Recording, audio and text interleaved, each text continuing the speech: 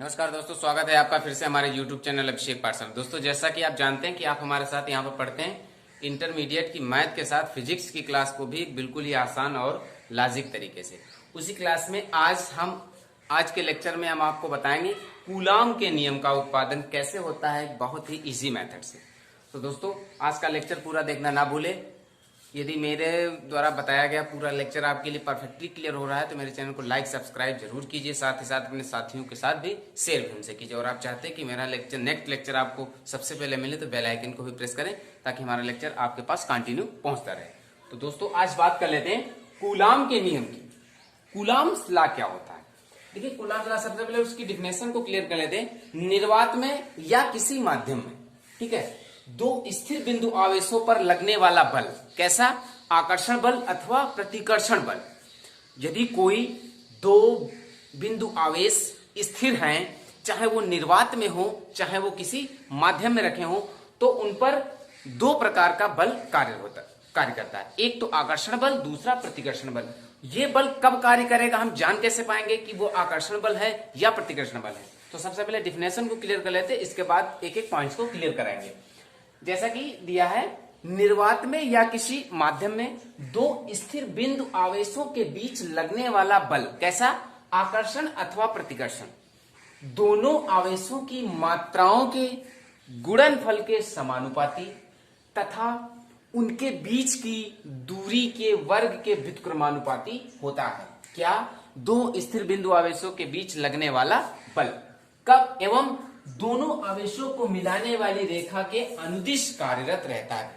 कौन चीज कार्यरत रहती है? आकर्षण अथवा प्रतिकर्षण बल। ठीक है, फिर से क्लियर कर लेते हैं। दो स्थिर बिंदु आवेशों के बीच लगने वाला बल, कैसा? आकर्षण अथवा प्रतिकर्षण बल। उन दोनों आवेशों की मात्राओं के गुणनफल के अनुक्रमानुपाती तथा उनके बीच की दूरी के वर्ग के व्युत्क्रमानुपाती होता है एवं दोनों आवेशों को मिलाने वाली रेखा के अनुदिश कार्यरत रहता है। क्या रहता है? आकर्षण अथवा प्रतिकर्षण बल। ठीक है, तो इसी डिफिनेशन से एक हम यहां पर फिगर ड्रा कर लेते हैं। देखिए, ये कोई दो बिंदु आवेश हैं Q1 Q2, ये निर्वात में या किसी माध्यम में रखे हुए हैं। ठीक है, इन दोनों के बीच की जो दूरी है वो है r। मान लेते हैं इन दोनों के बीच की दूरी r है। तो जब कोई दो, ध्यान देना है, जब कोई दो बिंदु आवेश किसी निर्वात में या किसी माध्यम में रखे होंगे तो वो एक दूसरे पर प्रेशर, दाब यानी ताकत, बल लगाएंगे। कैसा बल लगाएंगे? यदि दोनों आवेश सजाती हैं, मतलब प्लस प्लस है या माइनस माइनस है, तब वो कैसा बल लगाएंगे? तब वो प्रतिकर्षण बल लगाएंगे। ठीक है, यदि दोनों आवेश सजाती हैं, दोनों प्लस के हैं तो या दोनों माइनस के हैं, तो वो कैसा बल लगाएंगे? प्रतिकर्षण बल लगाएंगे। ठीक है, और यदि दोनों आवेश विजाती हैं, यानी एक प्लस है एक माइनस है या पहला माइनस है दूसरा प्लस है, तब ये कैसा बल लगाएंगे? तब ये आकर्षण बल लगाएंगे। ठीक है, ये आकर्षण बल लगाएंगे। तो वही लिखा हुआ है, दो स्थिर बिंदु आवेश, दो बिंदु आवेश ये स्थिर है अपनी जगह पर, इनके बीच लगने वाला बल, कैसा बल? आकर्षण अथवा प्रतिकर्षण।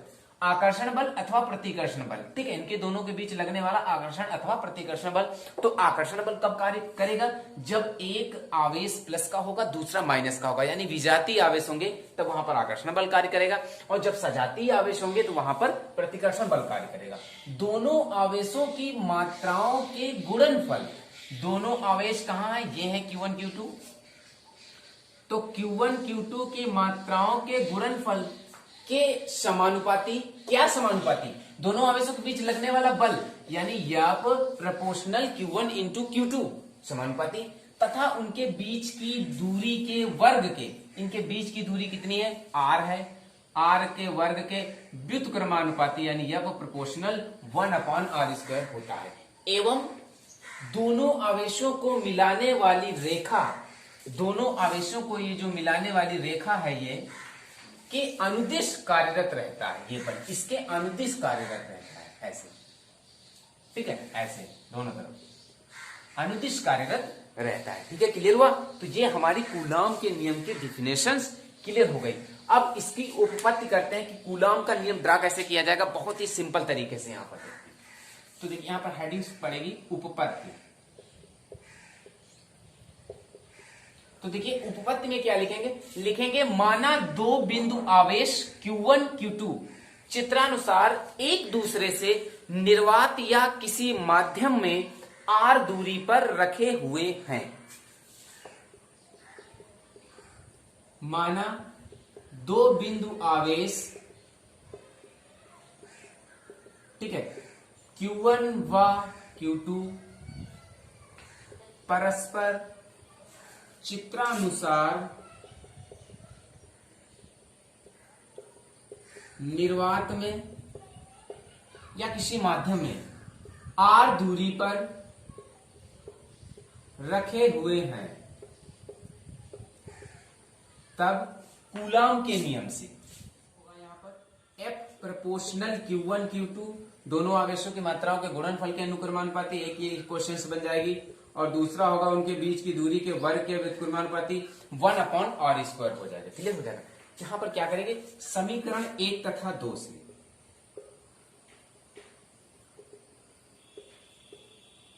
देखिए बनेगा F proportional Q1 Q2 upon r² हो जाएगा। दोनों मात्रा किसी दो बिंदु आवेशों पर लगने वाला बल ये उन आवेशों की मात्राओं के गुणनफल के समानुपाती तथा उनके बीच की दूरी के वर्ग के व्युत्क्रमानुपाती होता है। कि बनेगा F proportional Q1 Q2 upon r²। जब हम यहां पर प्रोपोर्शनल हटाएंगे तो कोई एक नियतांक जोड़ देंगे K, तो ये हो जाएगा Q1 Q2 अपॉन r²। तो ये बनेगा F equal to K into Q1 Q2 upon r²। यहां पर K क्या होगा, यहां पर लिख देंगे जहां K बराबर क्या होगा, अनुक्रमानुपाती नियतांक है, हो जाएगा ये। यहां पर K की जो वैल्यू होगी वो होगी 1/4 पाई एप्सिलॉन नॉट। तो ये हो जाएगा F equal to 1/4 pi epsilon naught into Q1 Q2 upon r², या 1/4 पाई एप्सिलॉन नॉट को जब हम हल करेंगे, सॉल्व करेंगे, तो ये आएगा 9 इंटू 10⁹। तो ये हो जाएगा F equal to 9 into 10⁹ into Q1 Q2 upon r²। ये होगा कूलाम का नियम। अब आप थिंकिंग कर रहे होंगे कि ये K की वैल्यू 1/4 पाई एप्सिलॉन 0 होती है, कैसे होती है, और 9 इंटू 10⁹ कैसे आता है, इसको हम यहाँ पर क्लियर करा देते हैं। तो देखिए यहाँ पर हम सबसे पहले बात कर लेते हैं, जो ये अनुक्रमानुपाती या समानुपाती नियतांक K माना जाता है, ये जो K है ये इस कूलाम के नियम में कैसे निर्भर करता है। तो अर्थात K की निर्भरता की यहाँ पर हम बात कर लेते हैं। यहाँ पर लिखेंगे K की निर्भरता। यहाँ पर K की निर्भरता दो प्रकार से होगी। पहले होगी मात्रक पद्धति से, और दूसरी निर्भरता होगी माध्यम से। ठीक है, तो मात्रक पद्धति की बात कर लेते हैं। सबसे पहले हम मात्रक पद्धति की यदि बात कर लें तो K की वैल्यू होती है 1/4 पाई एप्सिलॉन 0।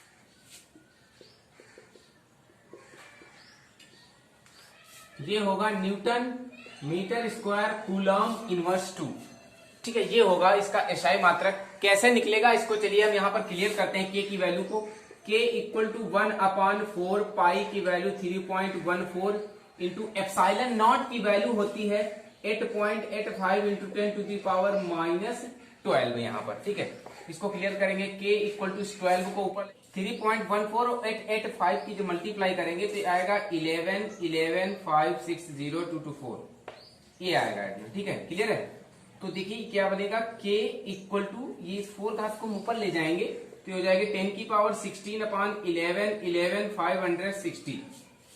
इसको हम जब क्लियर करेंगे यहाँ पर 1 0 कम होगा यहाँ पर, ये इसको लिखेंगे 10⁻15/11,1156। तो देखिए ये क्या बनेगा, इसे लिखेंगे 10⁻6 इंटू 10⁹9। देखिए 6 ये हो जाएगी, 9 है 15 हो जाएगी, अपान नीचे 11,1150। इसको जब इससे डिवाइड करेंगे तो आएगा 8.99 इंटू 10⁹9, या हम इसको लिख सकते हैं 9 इंटू 10⁹9। ठीक है, इसको जब क्लियर करेंगे तभी जान पाएंगे कि K की वैल्यू जो यहाँ पर 1/4 पाई एप्सिलॉन 0 होती है उसका सोल्यूशन 9 इंटू 10⁹ कैसे आता है ये हमने आपको बताया। तो ये हम यहाँ पर रख देते हैं, तो ये कूलाम का नियम का सत्यापन हो जाता है। यानी क्या होता है, F equal to 9 into 10⁹ into Q1 Q2 upon R square. अब देखिए क्या करते हैं, अब यहां पर हम मात्रक पद्धति की बात कर लेते हैं। तो यहां पर k की वैल्यू को हमने निकाला है कि k की वैल्यू 9 इंटू 10⁹ कैसे आती है।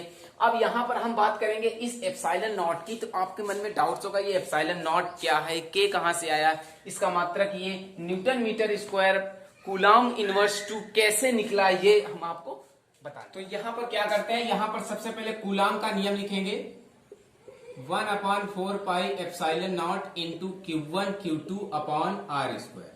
ठीक है, क्लियर हुआ।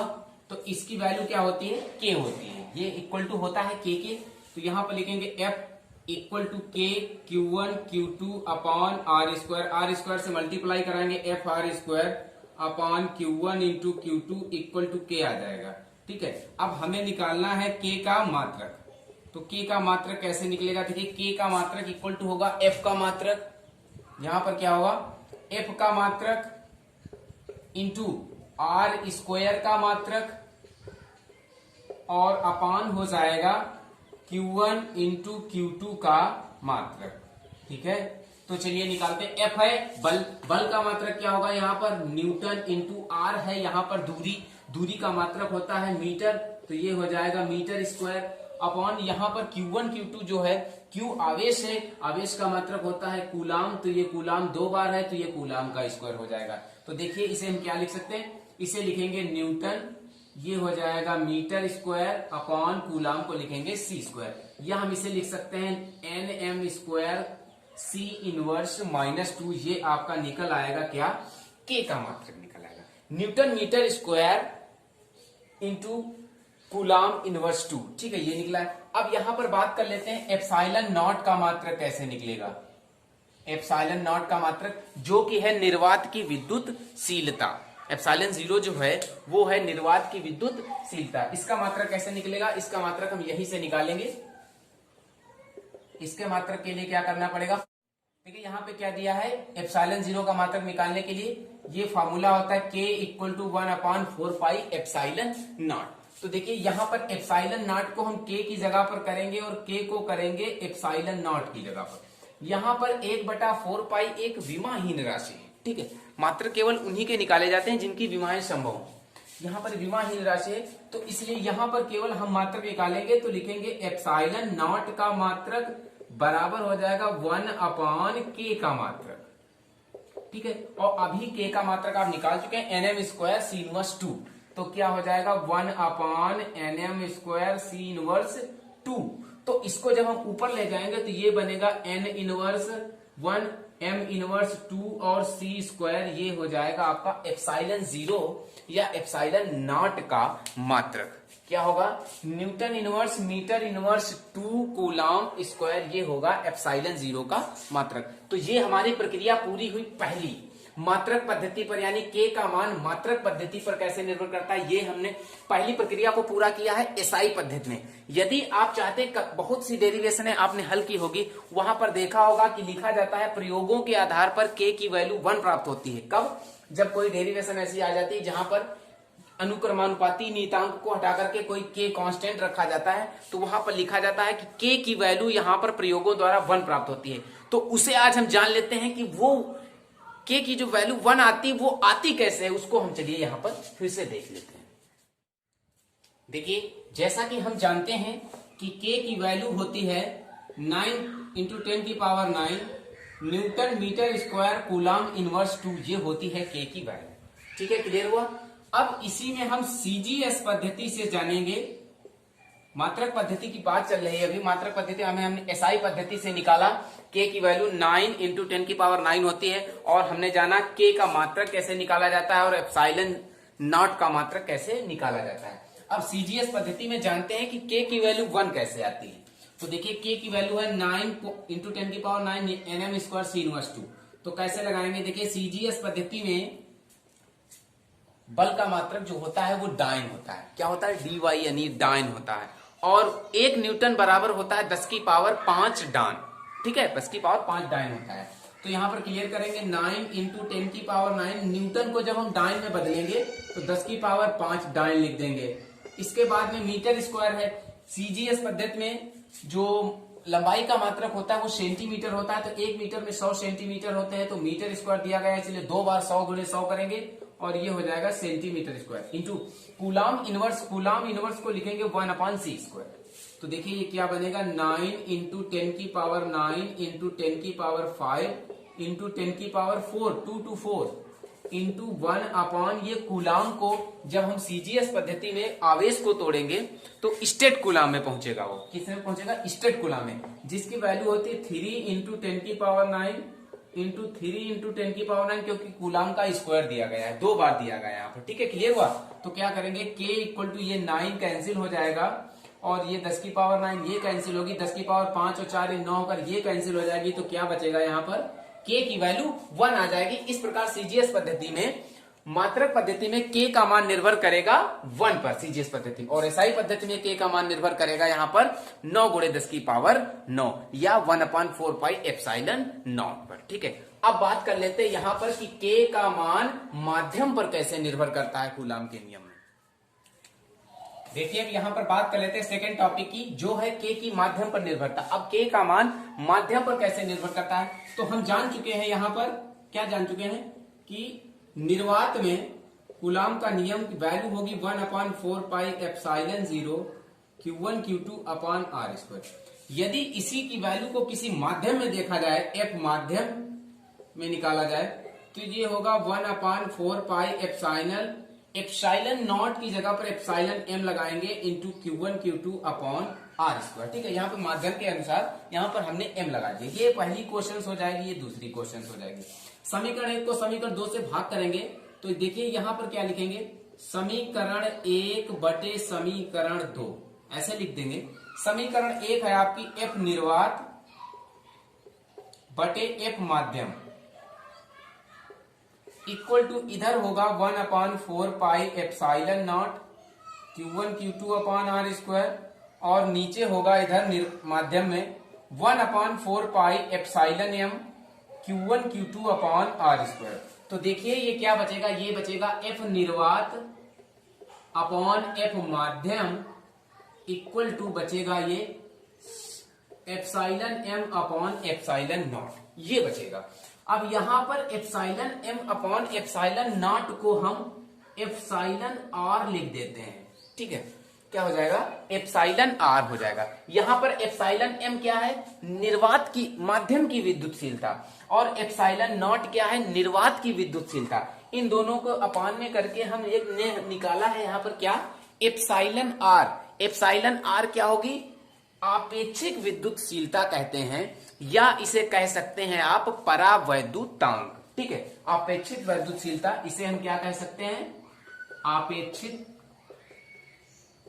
विद्युतशीलता, या हम कह सकते हैं इसे परावैद्युतांक।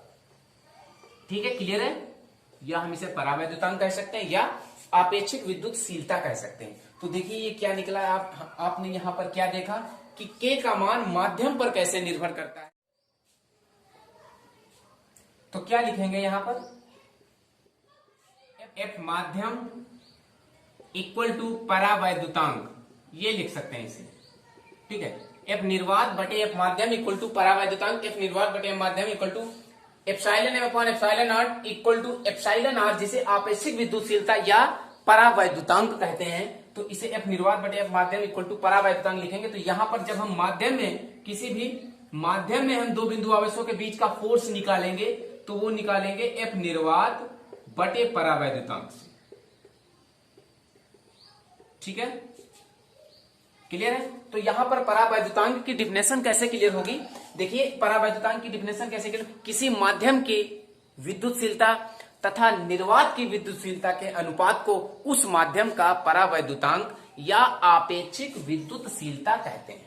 फिर से हाईलाइट कर लेते हैं, परावैद्युतांक की डिफिनेशन यहां पर निकल आई है। क्या निकली है कि किसी माध्यम की विद्युतशीलता तथा निर्वात की विद्युतशीलता के अनुपात को, क्लियर है, उस माध्यम का परावैद्युतांक कहते हैं।